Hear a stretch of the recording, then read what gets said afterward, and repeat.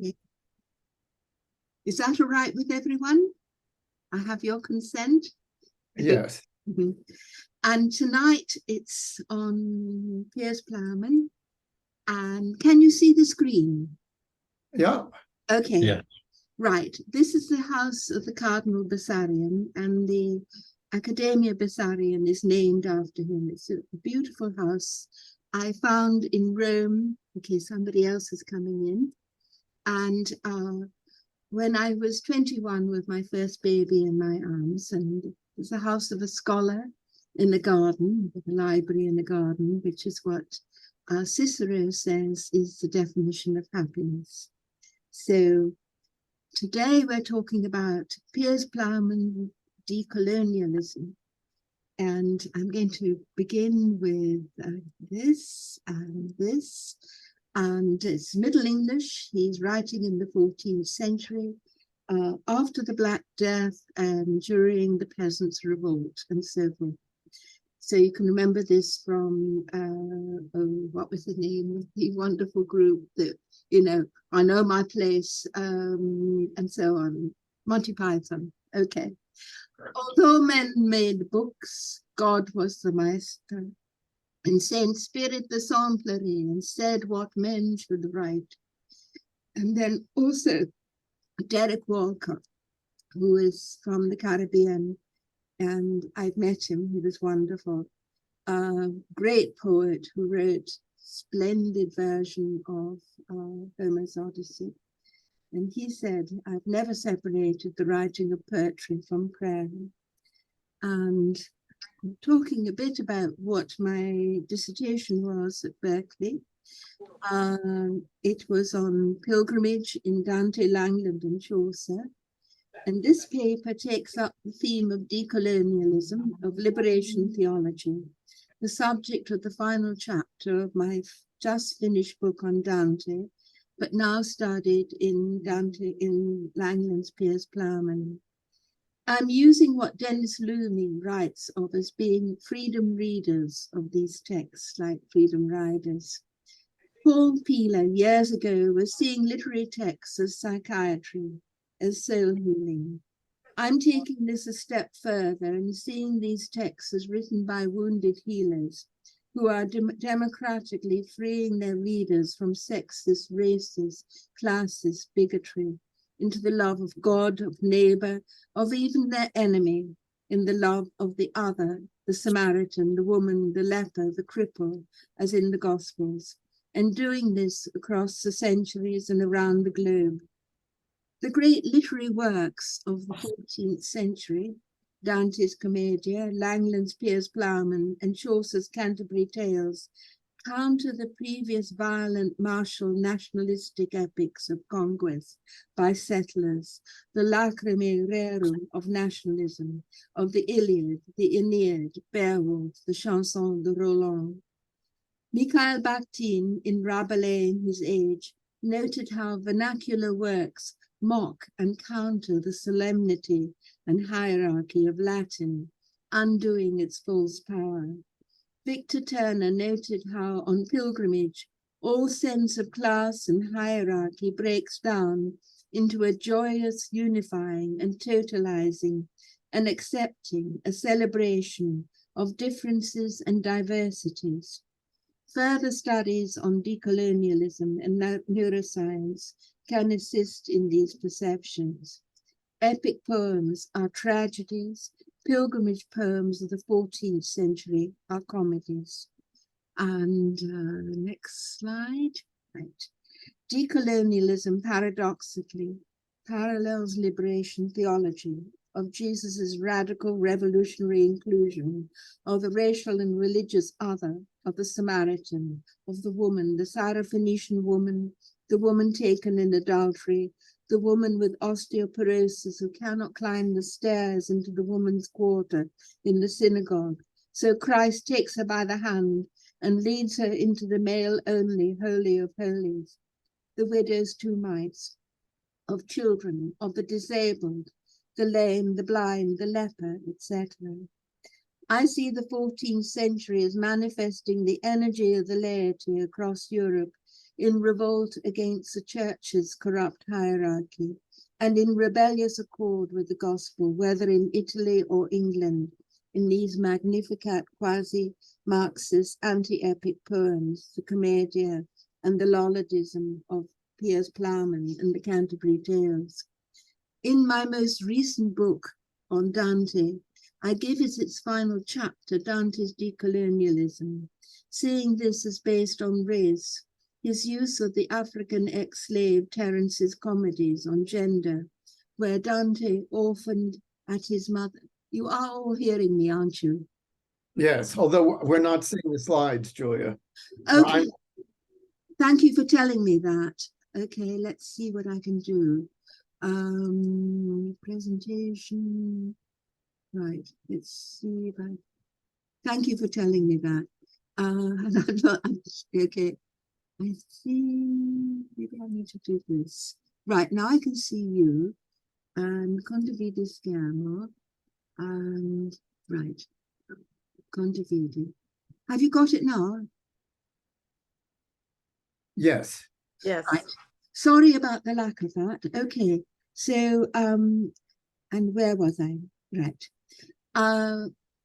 Dante orphaned at his mother's death at 5, at his father's death as an adolescent, progresses in the Commedia from father figures to women and children, to the attachment of the mother and the baby. On class, where Beatrice responds as head lady of the Malhot, where Dante starts boasting of his ancestry with Cacciaguidi, and on religion, where Dante honors the pagan Trajan as head Pope Gregory, where he places pagan Ripheus in the eagle of Justice's eyebrow, and where he believes the just Brahmin on the Ganges shall be saved. I had first used the word Dante's democracy, but an Italian woman academic protested that democracy is what America imposes undemocratically and disastrously in an Orwellian countersense on the rest of humanity. I saw her point and realized the better word is decolonialism. And then the next slide, right. Pope Boniface's support of the criminality of the Black Guelphs in Florence, led by Corso Donati, resulted in the sentencing to exile and death of Dante Alighieri in the Libro del Chiodo, a fatal book in Latin that Dante then mockingly transformed with laughter into the peaceable oriflamme of the Commedia, that he wrote in the language women and children could understand. In the 14th century, Latin Christendom clearly manifested a breakdown at the top with papal corruption that we see expressed in both the Commedia and Piers Plowman. I see similar parallels in Piers Plowman to the Commedia, where William Langland breaks down barriers of hierarchies between gender, class, and religion into the commons, the common humanity of us all in God's image. For the world of Piers Plowman is similarly racked with papal corruption and confusion at the top, the centre no longer holding, John Wycliffe and his Lollards returning to the radicalism of the gospel. And I'm talking about John Quadrado here, is that all right? And then on Piers Plowman, one can see how decolonialism similarly plays out in the fields of gender, race, and religion. On gender, and this is the conference I was at last week on Birgitta of Sweden and her influence on Niccolò Acciaioli of the Certosa, the vast Charterhouse Carthusian monastery outside of Florence. First, Langland uses Birgitta of Sweden's prophecy to her King Magnus of Christ as plowman, coming to plow under Sweden with the Black Death, which came about as in Ingmar Bergman's Seventh Seal, 2 years after she voiced it.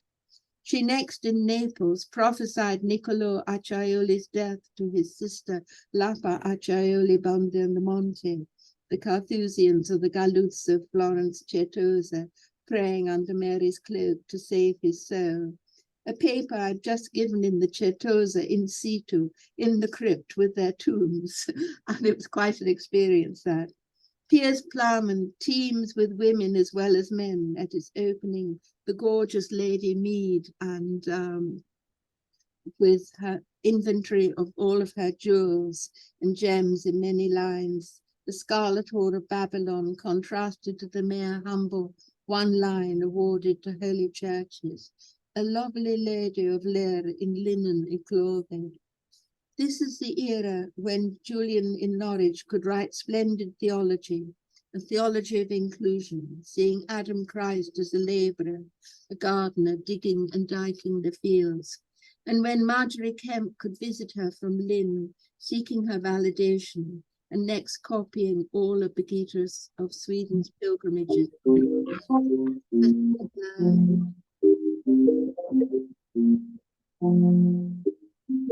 Sorry, Julia. Right. I don't know. I can't see that anyone's trying to come in. That was my phone. I just cut it off. I'm sorry. Right. This is the fresco in Florence of the Via Veritatis, and the detail down here has these three women. This is Birgitta, this is her daughter, and this is Lapa Acciaioli, at whose tomb I was giving this paper. And this is a rather stern figure of Birgitta of Sweden. But in this Swedish sculptures of her, she's always laughing. But I'm also always grateful to J.F. Goodrich in his Penguin translation of Piers Plowman for drawing attention in his Appendix B. And this is a text that I actually read in John Quadrado's Problems of World Hunger course at Princeton. The poorest folk are our neighbours. The poorest folk are our neighbours if we look about us, the prisoners in dungeons and the poor in their hovels, overburdened with children and rack-rented by landlords. For whatever they save by spinning, they spend on rent or on milk and oatmeal to make gruel and fill the bellies of their children who clamour for food. And they themselves are often famished with hunger and wretched with the miseries of winter, cold, sleepless nights when they get up to rock the cradle, cramped in a corner, and rise before dawn to card and peel rush for their brush lights. The miseries of these women who dwell in hovels are too pitiful to read or describe in verse. And he goes on to another whole paragraph about the poor men as well, seeking to support their families. And the course, that was really splendid, and it was due to John that we were able to give that course at Princeton. And then the next argument is on decolonialism, and which in England is both our race and class together.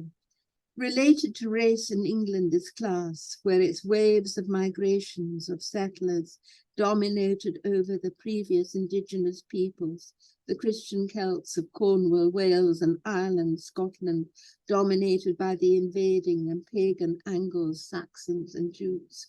Next dominated over by the recently converted to Christianity Vikings of Normandy, each falsely justifying that dominance, as with the Libro del Chiodo, with Bede's History of the English Church and People, and next with the Domesday Book. Elizabeth Barrett Browning, who grew up in Malvern, who loved Piers Plowman, and who was influenced by Charles Fourier, writes a line in Aurora Leigh, and blow all class walls level as Jerichos. I love that line. The revolutionary clash between classes gets amusingly, let's see if I can get that one right, amusingly illustrated in the tale of the belling of the cat, both in Piers Plowman and as carved on the Malvern Priory Misericorde. These were the seats that the monks used to sit on while they were reciting their psalms. We had already had such perceptions in the earlier brilliant alliterative Winner and Waster, where the idle class was seen to exploit the labouring class.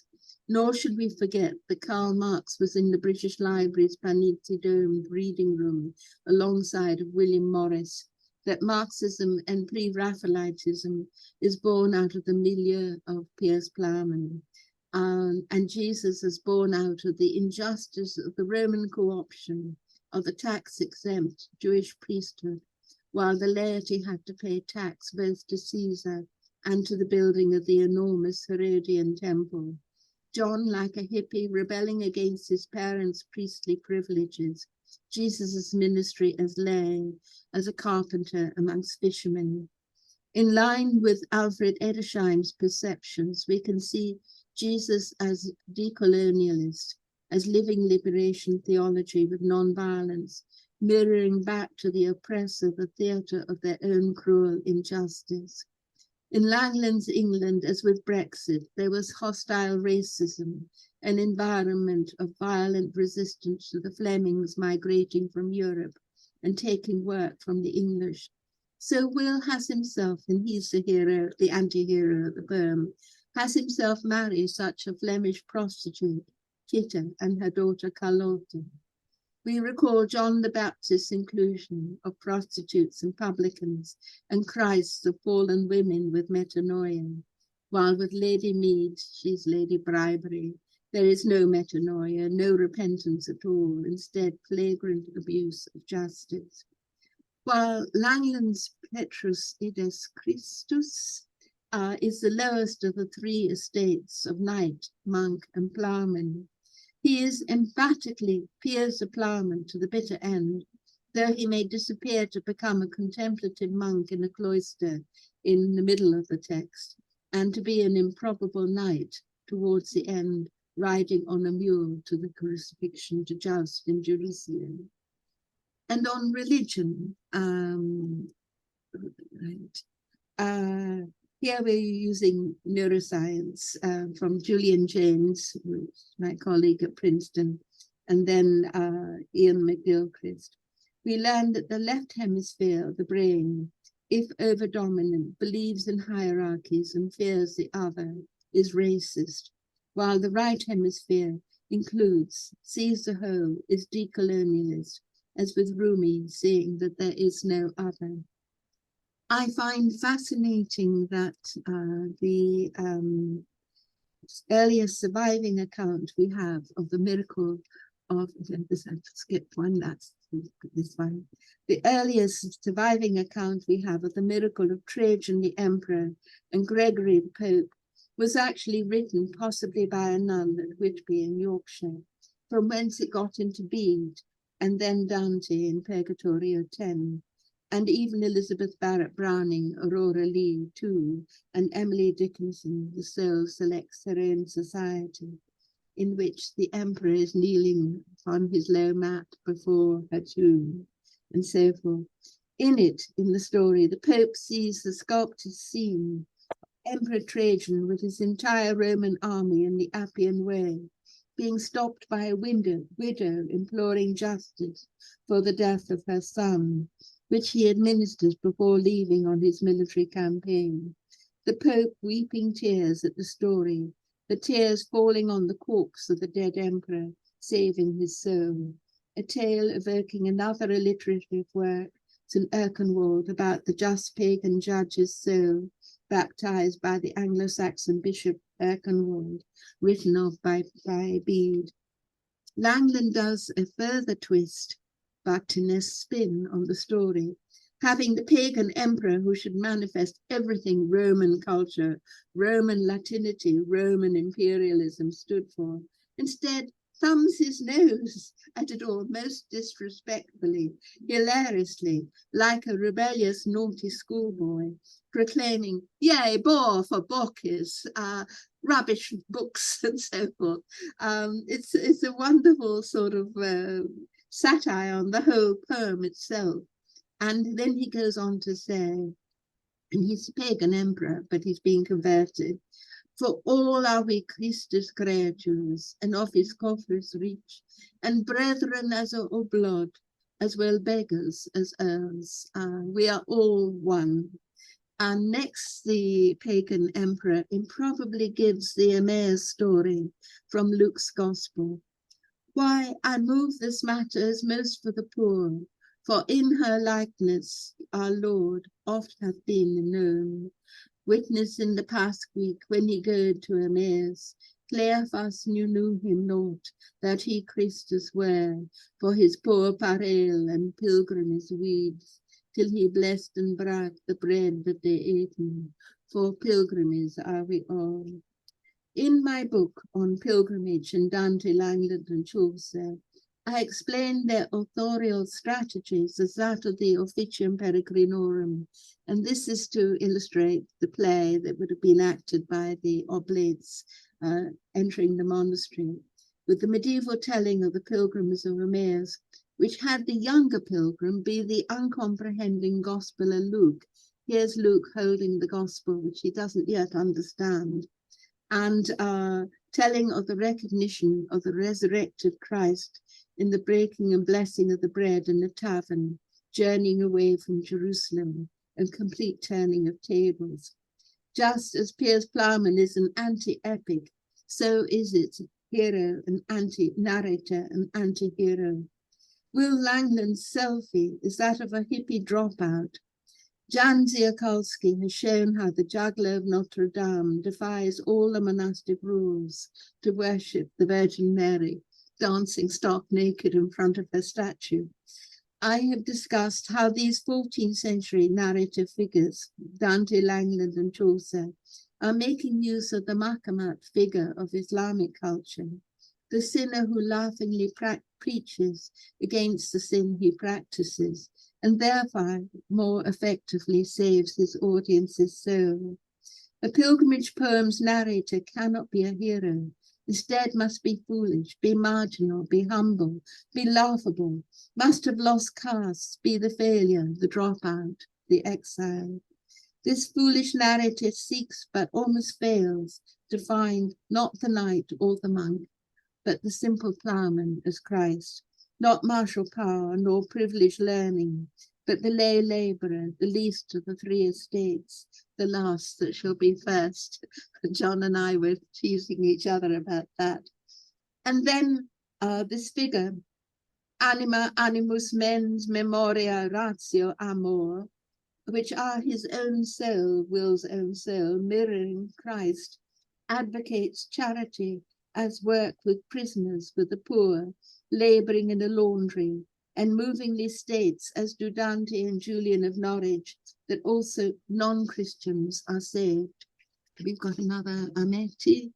Antonia, thank you, welcome. Right, so we'll continue. And in this text now, Will Langland is saying, or having his mind, his soul, his the love that is God's image in him, say, and so may Saracens be saved, scribes and Jews, for Saracens' hands somewhat seeming to our belief, for they love and believe in one person almighty, and we both learned and unlearned in one God believe. For all pagans pray and perfectly believe in the holy great God, and his grace they ask. So you get this marvelous universalism of this period, which is not the official church's teaching. Next in the next slide,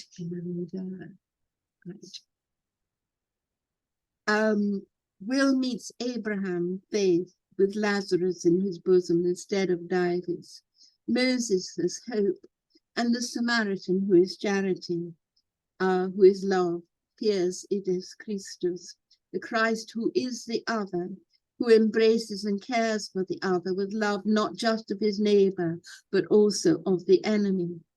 The song Samaritan Window here, right,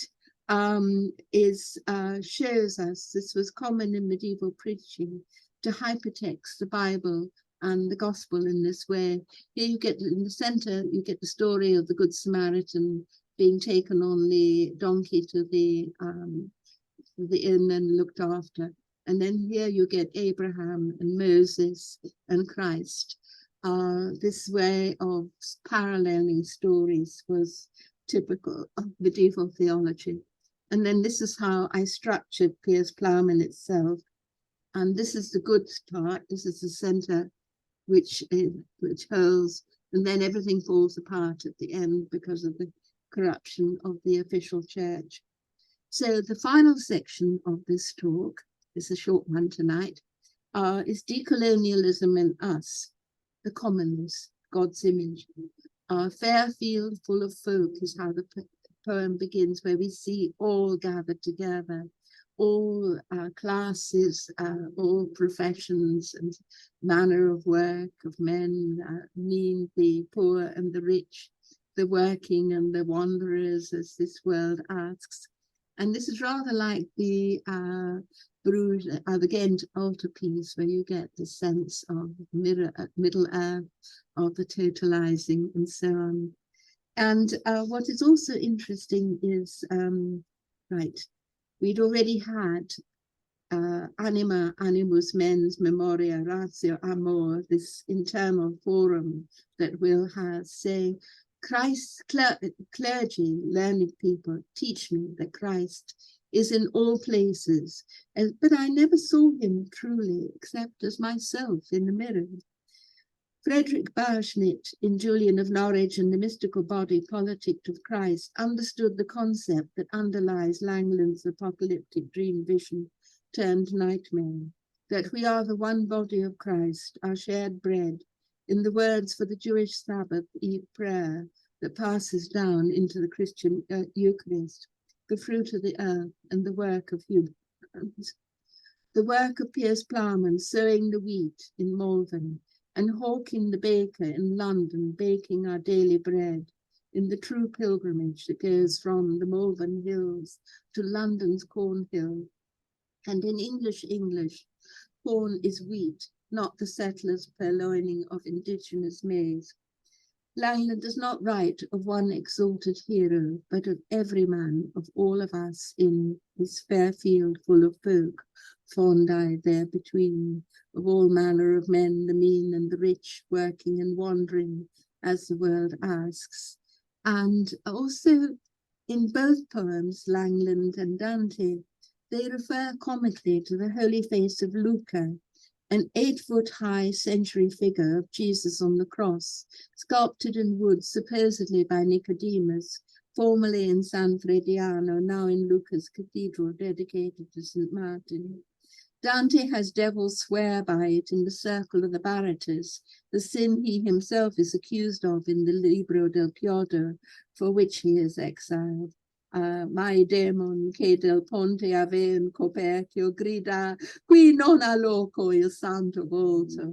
And then Piers will also swear by the road of Luke's, the Volto Santo, to be a pilgrim ploughman to St. Truth, punning on the apocalyptic symbol for Luke, the ox and the town of Lucca. By the road of Lucas, I will worship therewith, truth be me leave, and ben his pilgrimage plough for poor men's sake. Me plough foot shall be me pickstaff and pick at all the roaches, and help me culto to carve and cleanse the furrows. They mention the holy rood of Lucca early in their pilgrimage, as if as a foretaste of their final central vision of God Christ. Dante, where in Paradiso, 33, God appears to him as if painted in our image. Mi pave pinta nelle nostre fece. And Langland at St. Peter's Cornhill, echoing the glossa ordinaria, Petrus ides Christus, Peter is Christ, at the resurrection on Easter Sunday, with his wife Kit and his daughter Carlotta, sees that Piers the ploughman was painted all bloody and come in with the cross before the common people and reek in all limbs to our Lord Jesus. In my work on pilgrimage, I found that pilgrims deliberately slept overnight in the churches in order to have dreams in which the church's saint appeared to them. Will sees Piers, Petrus ides Christus, so appear to him in London St. Peter's Church in Cornhill. This engraving shows pilgrims arriving in Rome and having such images of the saints at their churches, St. Paul outside the walls, St. John at the Lateran, Santa Maria Maggiore, this is St. John at the Lateran, Santa Maria Maggiore at her church, and then St. Peter at the Vatican. So you see these larger figures of the saints, and then the pilgrims coming to them. So that explains this vision that Piers has in London, as well as the visions that the pilgrims had in Rome. But tragedy struck this glorious revival of the gospel by the Lollards.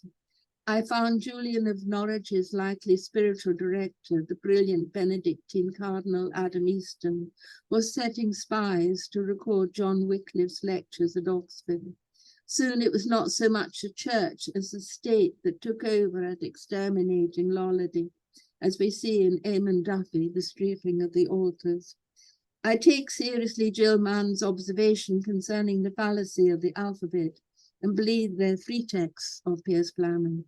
And I believe that the A text should be the last rather than the first version, just as scholars note with Mechtel von Magdeburg's final version of her text, the flowing light of the Godhead, dictated when she was old and blind in an abbreviated crystallized form to the Cistercian sister at Helfta, just as I see with the text of Julian of Norwich that her short text was written as it says in 1413, in the face of Archbishop Arundel's censorship and threats of burning Lollards at the stake, where she in her 70s dictates the crystallized form of her work, justifying it with further details to verify her vision to her critics.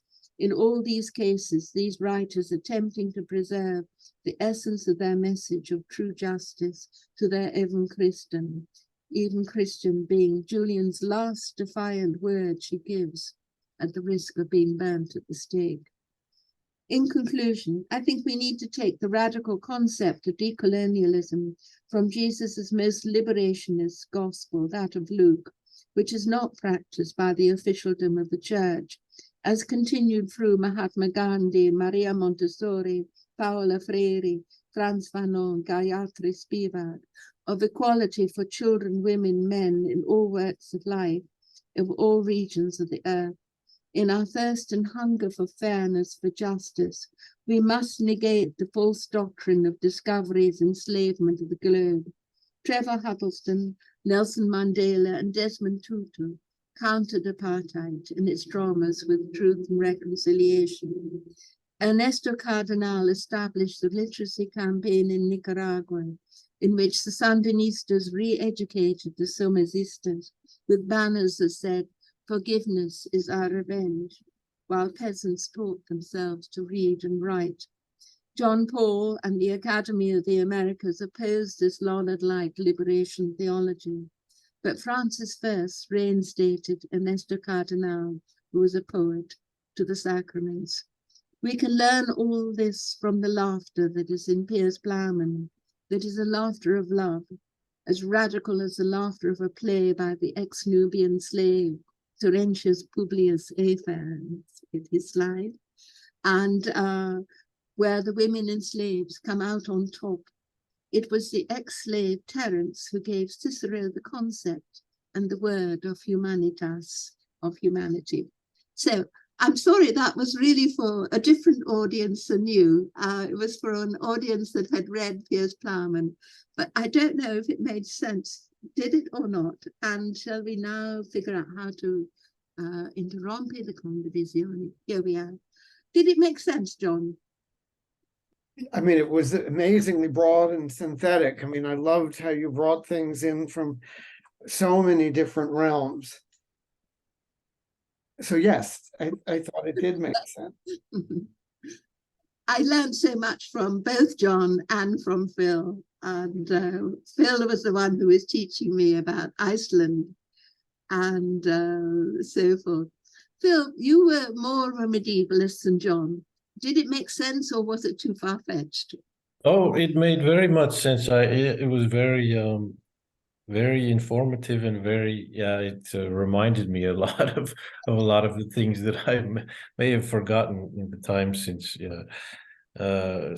just doing translation. But it also started to make me think a lot about sort of ways reinterpreting Loch Ness in a certain way, because his focus is always on the sort of like Yes. it's sort of anti-epic and Right. with Yes. as you say, anti-epic down in the dregs of the poor, you know, and especially in Sokovalka. And I started really thinking how much of this sort of medieval anti-epic play is informing his work. Yeah. That, so it's something Well, for me to think more about. So it's a huge book. yeah, huge. Yeah.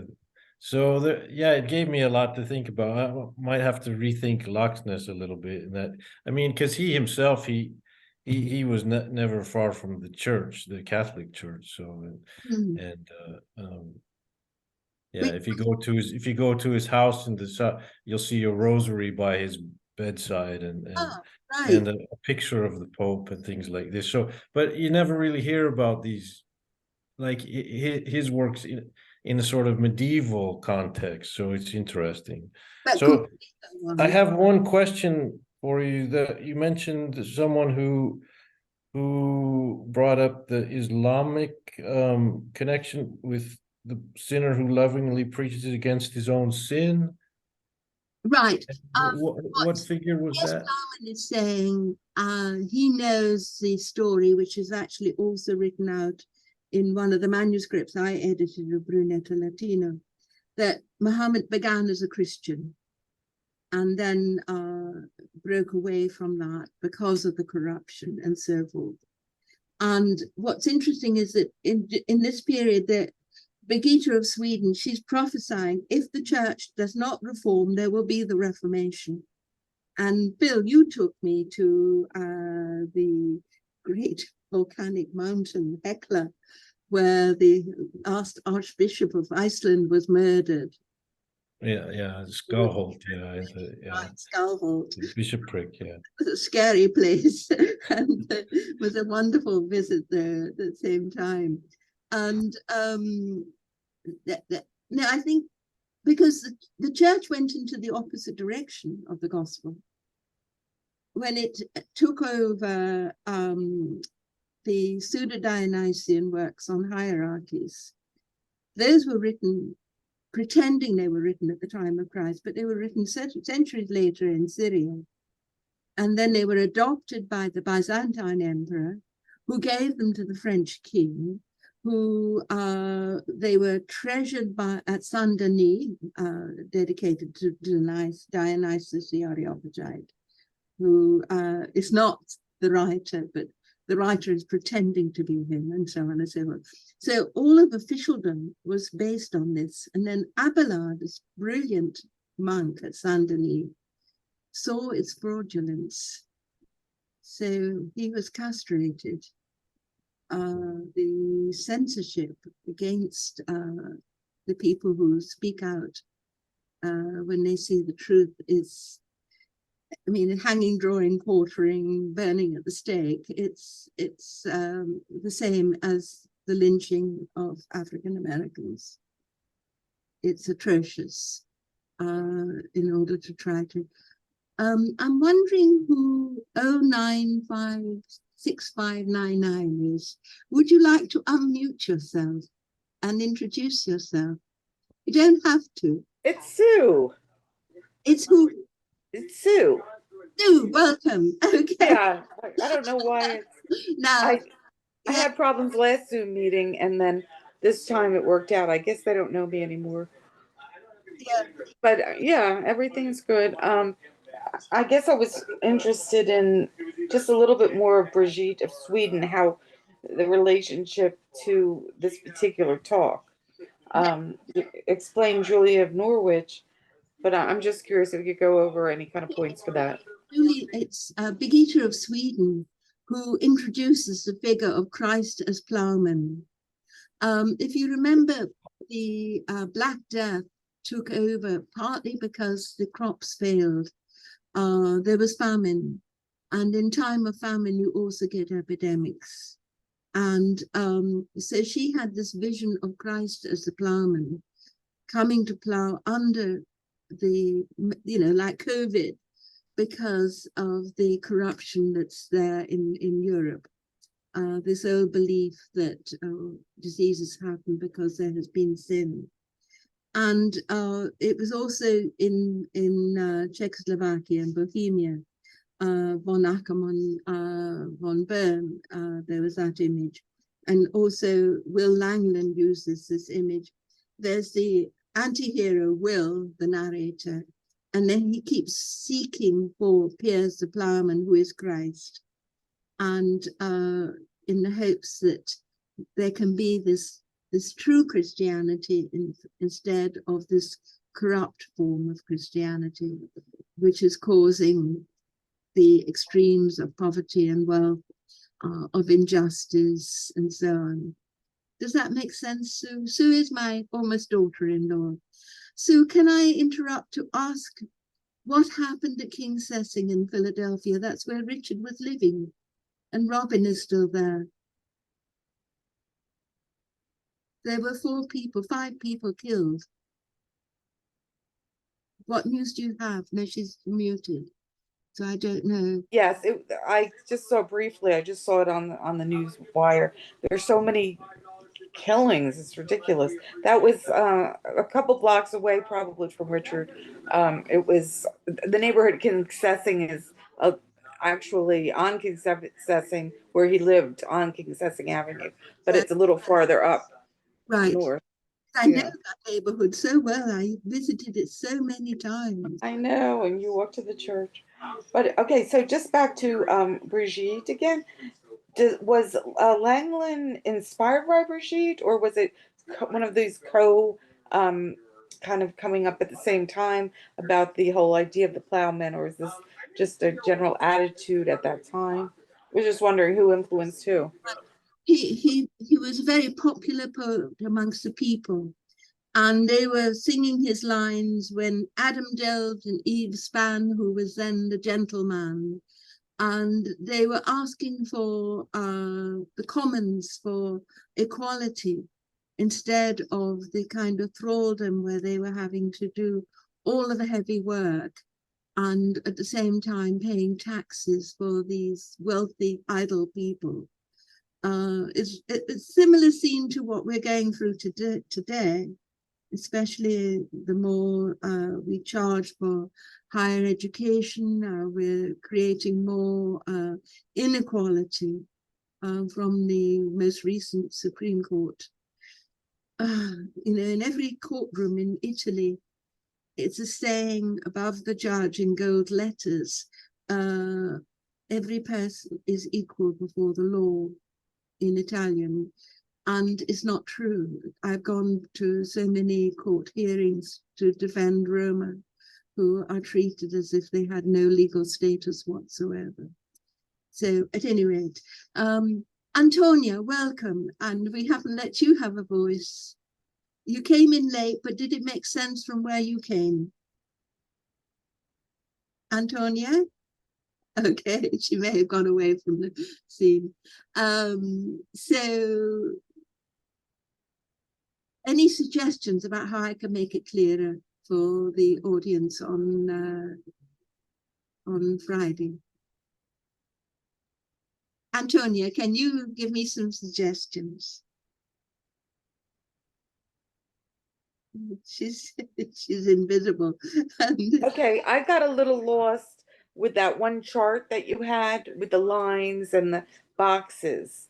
And then it was in, I get the one that said Christ, but then all the other boxes. I didn't quite understand how to interpret that chart. Right, that's complicated. Piers Plowman, when you first read it, it's like what George Eliot said about novels. It's a baggy monster. It's just it's an incredible poem. But when I was studying it in terms of medieval theology, I found that it really did have this very clear structuring. And the best part is not at the end, the normal way we end a literary work. It happens at the time of Christ. And then it goes downhill after that, which I think we also tend to see ourselves, don't we? That and it's always so difficult. The people who do, like Gandhi, like Jesus, like Savonarola, they explain what justice is, and then they are destroyed by injustice. They are killed. It's as if man cannot bear too much justice, like too much reality and so forth. I don't know. Maybe if you, I'm just suggesting if you're going to say it again, I would have liked to have a little better explanation, but you said you were cutting this meeting short, of the chart and how, Right. maybe a little bit, if people ask for it. Right. I'll remember that. I will be giving it at a Piers Plowman conference where everyone has read the text. One of the things I used to find so hard at teaching at Princeton was people would come to precepts and no one had done the reading. So, so what you were saying, Poo on me. because you were anchored on the reading of the text, and it was students at Colorado were much better about that than students at Princeton. I don't know, because John was definitely reading the text, but he was in a different field. John, what did you actually major in at Princeton? Politics. Yes, right. Affairs.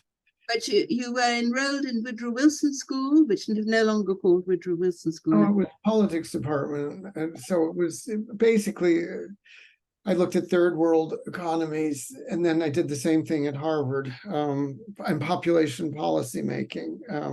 But so it was, it was much more practical and in its focus. Yes, excellent. And but I can remember when I was, coming to Woodrow Wilson School, I used to get so upset because all of the maps was out of date. The maps. Yes. Do you remember that during that time, all of Africa was changing radically? I mean, there were still places like Biafra and so on and so forth. Right. Weren't on the maps because the maps were pre-crisis maps and so on and so forth.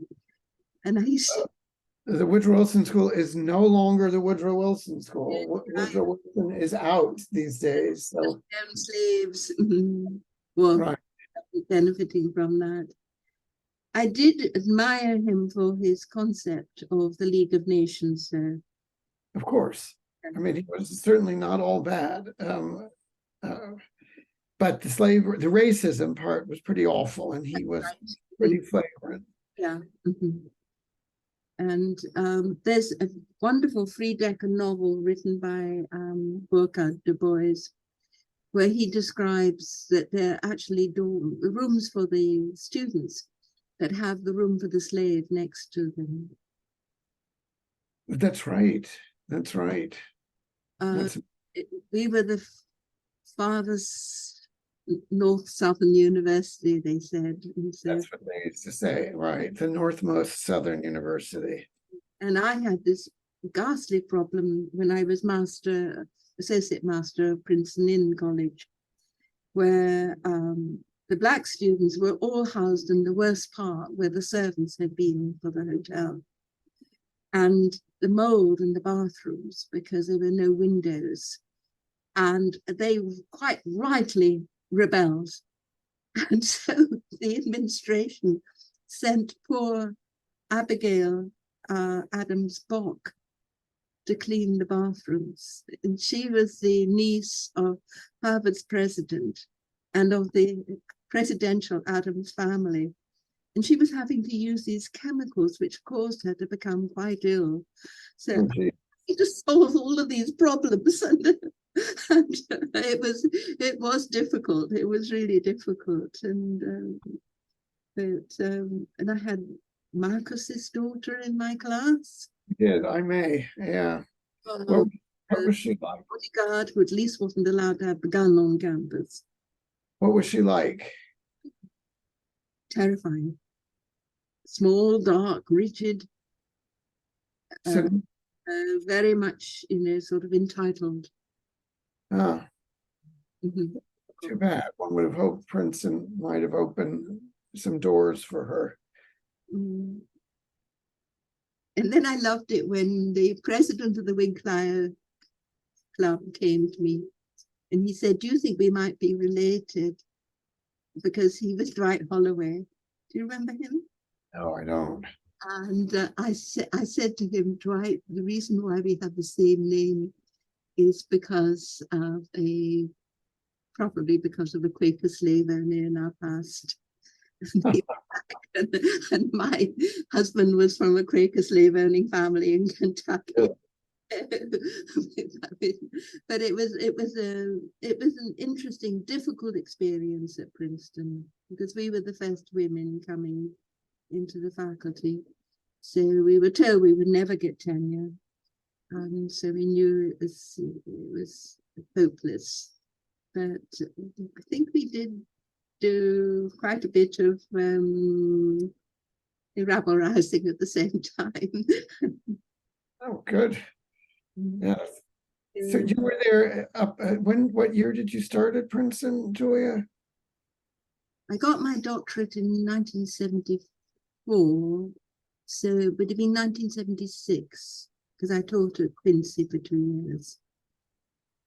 Yeah, Right. 1974 because I was teaching at Princeton as an assistant professor, but without the doctorate yet. Because I was still writing the dissertation on the. So that's 74. You're already at Princeton. That's right. I think so. Mhm, mhm.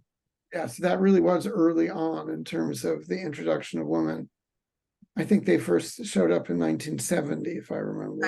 Right. Janet Martin was already in classics. She was brilliant, and so,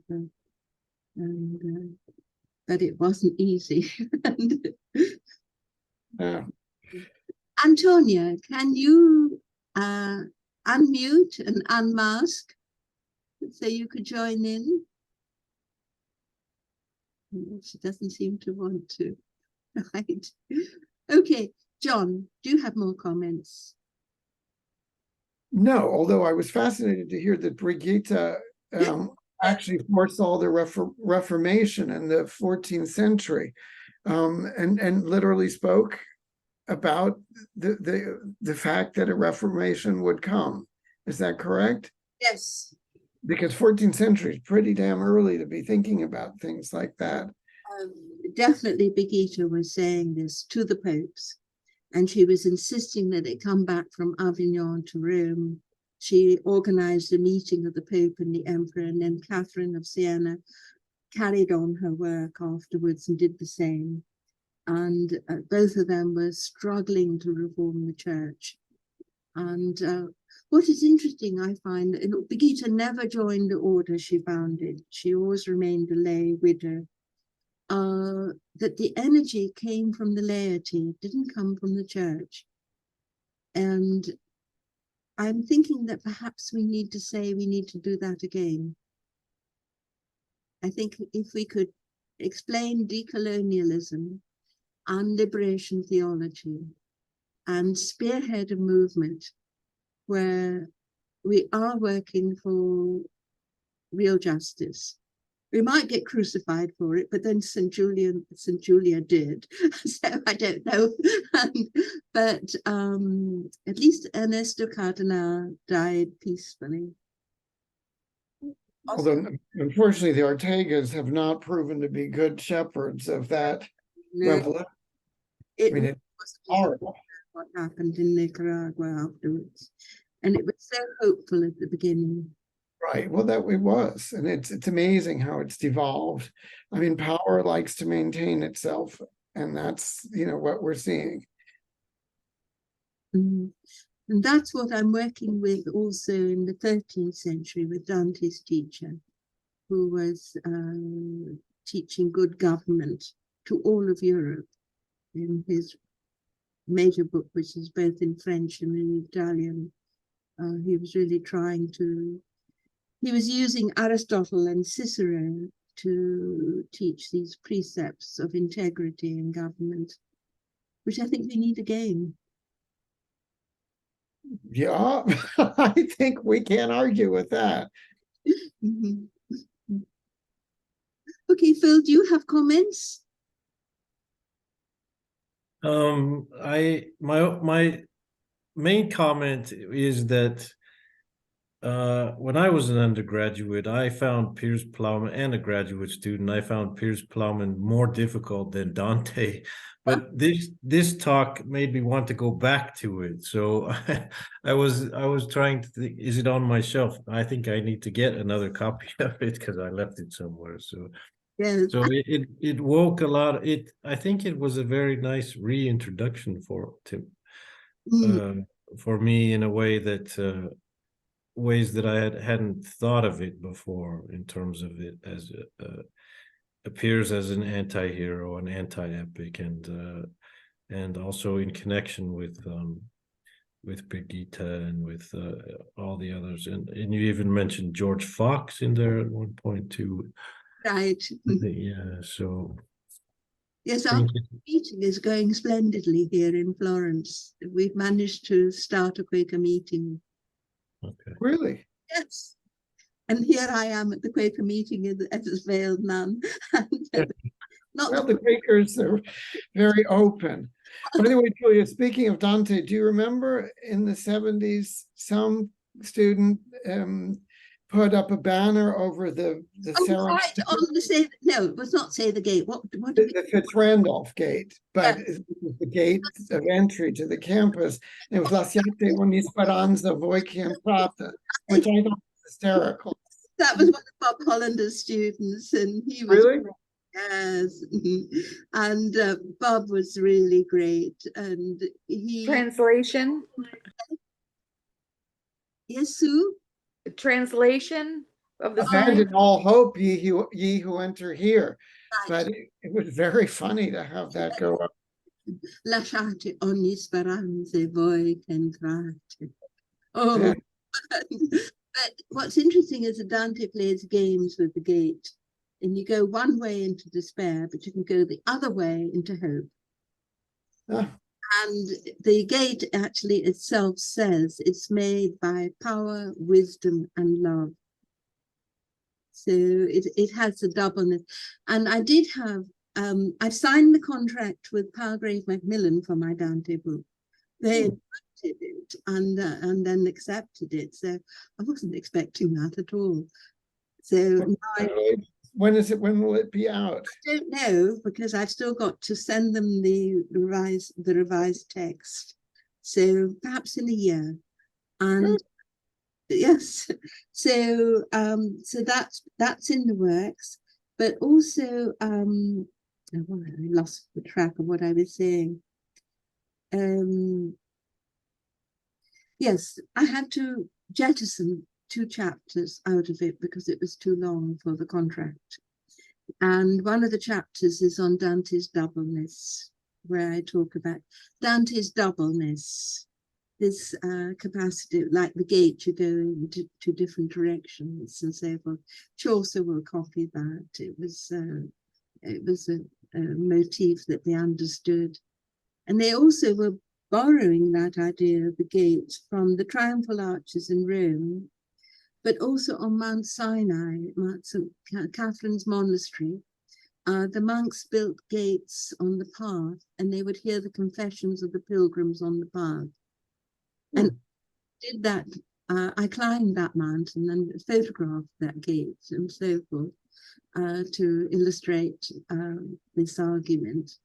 And I think our guide took us up the mountain the way we should have come down, so we did it in reverse. And he apologized later, but it was his first time he'd gone on Mount Sinai and so forth. And it was a wonderful Franciscan guide, and because they still have the Saladin gave them the custodianship of the holy places in Jerusalem.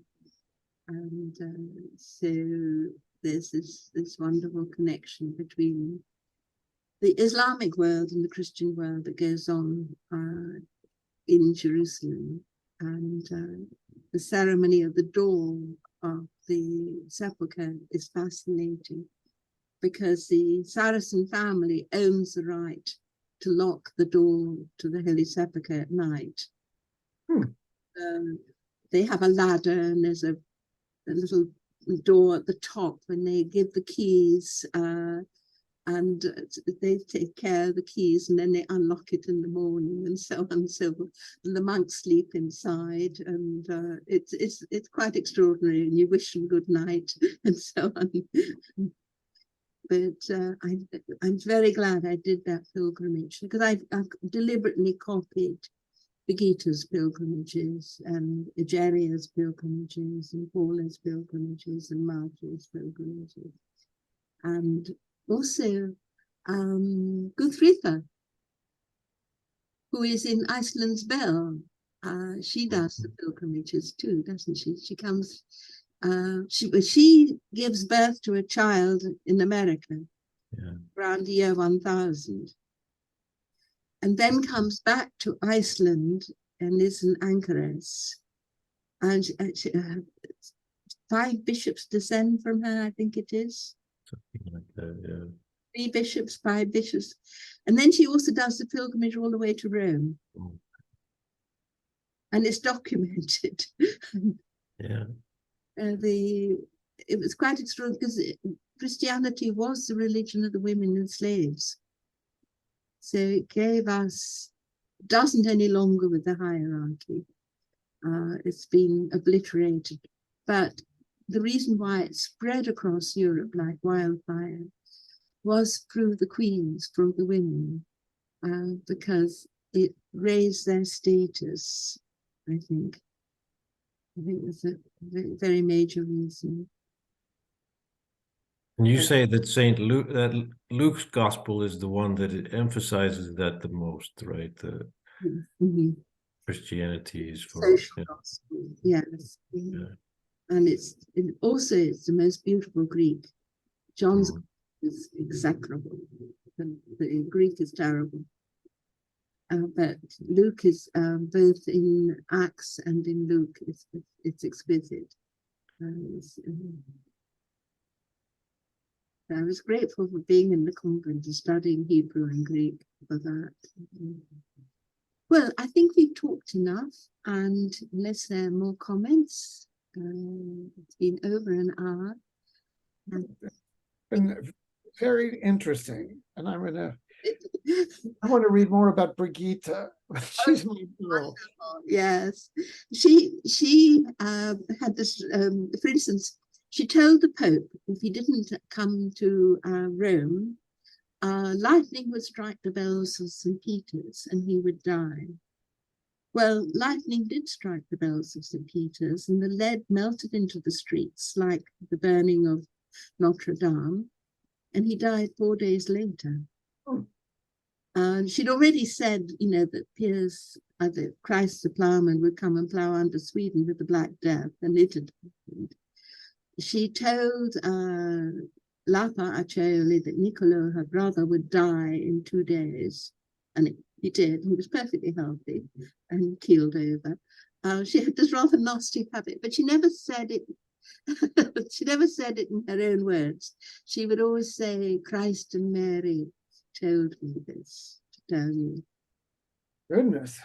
And I've been working with the paintings of the period. You know how you get the donor in the painting with the patron saints and the crucifixion and the nativity. You're meant to enter into the painting to be present. You are like the donor. You're not outside. And you imagine it's sort of like the later Loyola spiritual exercises. But it's where you dream yourself into that moment in time as if it's present in your city, in your century. So it became easier to use this kind of sense of Mary and Christ crowned in heaven, send this message down to their canal, Brigitta, who sends a message to the kings and the emperors and the bishops and the popes and so forth. But what she's doing, and she is very clear about this, You must never do this for your own self-aggrandizement. And she's begging with the beggars and mending their clothes. She says you can only do it for the good of the others. And that was how they were defining sainthood at that period, whether the acts were done out of charity, not in the way the modern ones are done, where you have everything checked by doctors scientifically. They weren't interested in that. They were interested in the sense of communal, for the common good. And I think it would help if we return to that. And they were also teaching about humility, especially having themselves not as, as foolish narrators. They were laughing at themselves while they were teaching these things. So I think that's interesting. I think your novels tend to be rather serious, don't they, Phil? They are about the poor. Is there much laughter or not? Oh yes, Laxness is well known for his somebody says he just sings right through with laughter. Yes. So yeah, one critic, and it's true, and it's sometimes it's just hilarious. I mean, but it's also sad hilarious at the same time. It's the poor person who is given seed potatoes by his neighbor and had to end up eating the seed potatoes because he had nothing else to eat. So it's, that's not hilarious, but it's kind of, it's one of those like little sort of head scratching, head shaking moments. And but other times, it's like I like to say one of my favorite lines is from Salka is it's a beautiful Icelandic. It's if I could remember it really quickly. Hold on one second here. It's escaping me right now, but oh yeah, okay. It's ýmsir urpu andni mæðilegi yfir sorg mannlífsins. Ýmsir urpu andni mæðilegi yfir sorg mannlífsins, which means various people sighed sadly over the over the sorrows of human life. But the thing that they're sighing about in that particular instance is a fight over a girl in a drunken dance. So it's like one of the most beautiful of Laxness' sentences with the alliteration and everything, and it's just a very funny, stupid scene. It's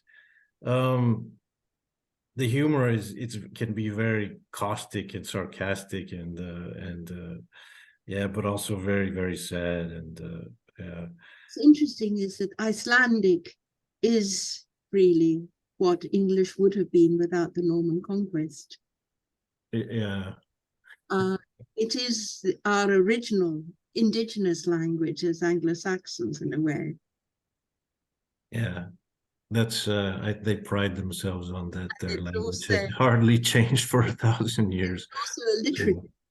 And what's interesting is that Piers Plowman is written with alliterative lines, like Beowulf. Yeah.